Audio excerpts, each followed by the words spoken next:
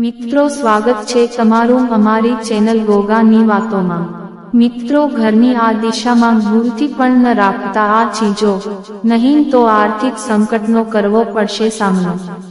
મિત્રો ઘરની પૂર્વ દિશામાં ભારે સામાન ન રાખવો જોઈએ અને જો રાખો તો તેની ગણતરી વધારે ન હોવી જોઈએ, નહીં તો તેનાથી પૂર્વ દિશામાં દબાણ વધે છે અને ઘરમાં આ દિશામાં ન રાખો ભારે સામાન, નહીં તો થઈ શકે છે મુશ્કેલીઓ, આર્થિક સંકટનો કરવો પડશે સામનો।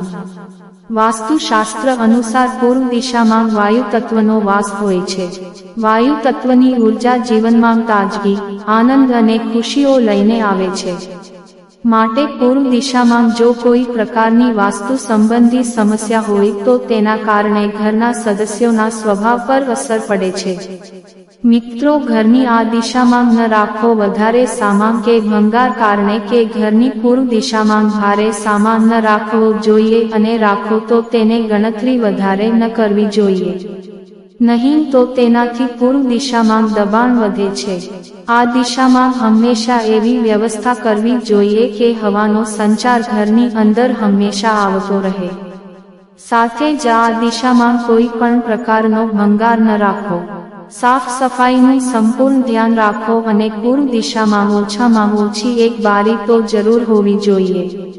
આ ઉપરાંત વાસ્તુ અનુસાર ઘરમાં અમુક વસ્તુઓ ન રાખવી જોઈએ, તેના કારણે પણ વાસ્તુ દોષ ઊભો થાય છે અને તમારે આર્થિક તંગીનો સામનો કરવો પડે છે। સાથે જ જીવનમાં અન્ય ઘણી મુશ્કેલીઓ પણ આવી શકે છે।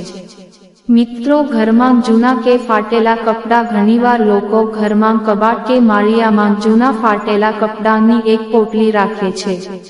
કેટલાક લોકો જે કપડાંનો ઉપયોગ ન હોય તેને કબાટના નીચેના ભાગમાં પણ રાખી દે છે। આમ ન કરવું જોઈએ, જૂના કપડાંનો નિકાલ કરવો જોઈએ। મિત્રો તૂટેલો સામાન કે તૂટેલા ફૂટેલા વાસણ, તૂટેલો અરીસો, ઇલેક્ટ્રોનિક સામાન, તસવીર, ફર્નિચર, સોફા, ખુરશી અને ટેબલ, પલંગ, ઘડિયાળ, દીવો, સાવરણી, મગ, કપ અથવા કોઈ પણ એવો સામાન ઘરમાં ન રાખવો જોઈએ। મિત્રો હાનિકારક વસ્તુઓ ઘરમાં વિખરાયેલી પડેલી દવાઓ, એસિડની બોટલ, ટોયલેટ ક્લીનર સોપ, ફિનાઇલ, ઝેરીલા રસાયણ, કીટનાશક, મચ્છર મારવાની દવા, એન્ટીબાયોટિક દવા, એર ફ્રેશનર જેવી હાનિકારક વસ્તુઓની જગ્યા ફિક્સ હોવી જોઈએ। આવી વસ્તુઓ માટે એક લાકડાનું કબાટ બનાવડાવો જે કિચન અને બેડરૂમથી દૂર હોય। કેટલાક લોકો પોતાના ઘરમાં અનાવશ્યક પથ્થર, વીંટી, નંગ, તાવીઝ કે આ પ્રકારનો અન્ય સામાન રાખતા હોય છે। એક નાનકડો પથ્થર તમારું ભાગ્ય બદલી શકે છે, તેથી ઘરમાં કોઈ પણ નકામી વસ્તુ ન રાખો। મિત્રો ભંગાર, ઘણીવાર એવું જોવા મળે છે કે લોકો ઘરમાં ભંગાર ભેગો કરી રાખે છે। આ માટે અલગ જગ્યા હોવી જોઈએ, બને તો તે ઘરની અંદર ન હોવું જોઈએ। જૂના કે તૂટેલા ચંપલ પણ તમને આગળ વધતા રોકે છે, તેને પણ ઘરમાંથી બહાર કાઢી દો।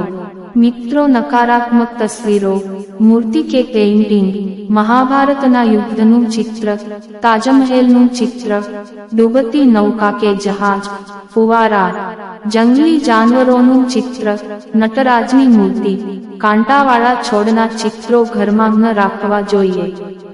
દેવી દેવતાઓની ફાટેલી કે જૂની તસવીરો અથવા ખંડિત મૂર્તિઓથી પણ આર્થિક હાનિ થાય છે। આ બધી વસ્તુઓને કોઈ પવિત્ર નદીમાં વહાવી દેવી જોઈએ। મિત્રો પર્સ કે તિજોરીમાં પણ પર્સ ફાટેલું ન હોવું જોઈએ, તિજોરી તૂટેલી ન હોવી જોઈએ। પર્સ કે તિજોરીમાં ધાર્મિક અને પવિત્ર વસ્તુઓ રાખો, તેનાથી સકારાત્મક ઉર્જા વધે છે અને તેને જોઈને મન પ્રસન્ન થાય છે। આશા રાખીએ છીએ કે તમને આ માહિતી પસંદ આવી હશે। મિત્રો કોમેન્ટમાં જય ગોગા મહારાજ લખો અને ગોગાની વાતો ચેનલને સબસ્ક્રાઇબ કરવાનું ભૂલશો નહીં। તમે વિડીયો પૂરેપૂરો જોવા બદલ તમારો ખૂબ ખૂબ આભાર। જય લક્ષ્મી માં।